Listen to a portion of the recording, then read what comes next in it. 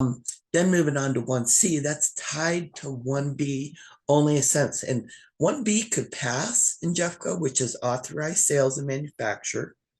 But unfortunately, it have the DTABR in it, where you don't get any rebates back from that revenue anymore ever.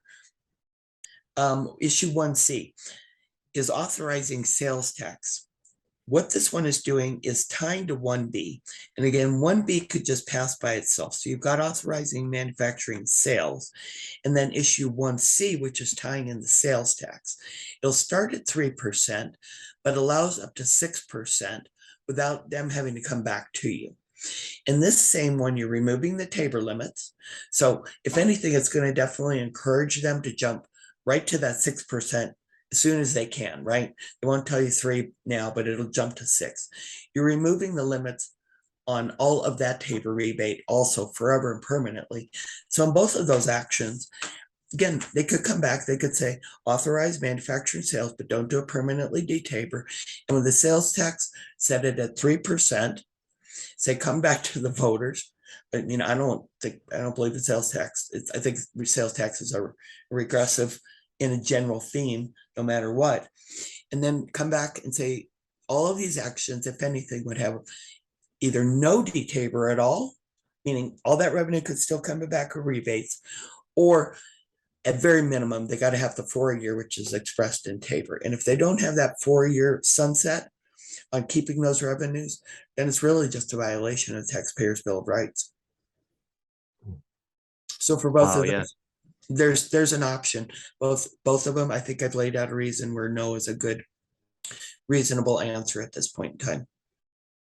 Yeah, thank you for that, because the B especially can be very misleading, I think, for a lot of liberty activists or libertarians or liberty-minded individuals who want to see who don't want to see the restrictions on the ability of manufacture and sale of cannabis in unincorporated Jefferson County. But yeah, if it comes at too high a price where they're going to keep this tax money and exclude it from TABR, yeah, it's very tricky, and it's interesting to see how tricky these county commissioners are in the county itself in terms of trying to figure out ways to keep more of our money and circumvent the state constitution. Yes, agree. And I there's so many. I'm gonna go back. I've got a ballot, a website, ballot2022.com, and the Jeffco issue with, for instance, the marijuana.